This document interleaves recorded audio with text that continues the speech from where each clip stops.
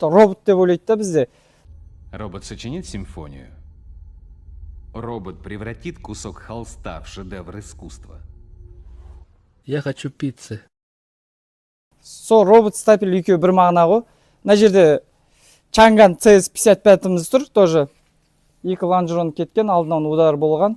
Ол да жөндеуге келіп тұр. Осындай ішкі жұмыстар бар енді. Қалай айтсам. Жұмыс істеуге болады, істеп жатыр. Бәрі жақсы, качественно, бәрі мастерға байланысты ғой енді. Дальнейшем енді ойлап отырмын, бір 2-3 айда ішін чистовой полный бітіп қаламыз. Сонымен дальше жалғастыра береміз. Бізде жаңағы заттардың бәрін істеп, бәрін дайындап жатырмыз ғой енді. Любой машина кіруге болады бізге. Эвакуатор болсын, эвакуатордың үстінде машина болсын, КамАЗ болсын, фура болсын, миксер болсын, біздің воротаның биіктігі 4 метр.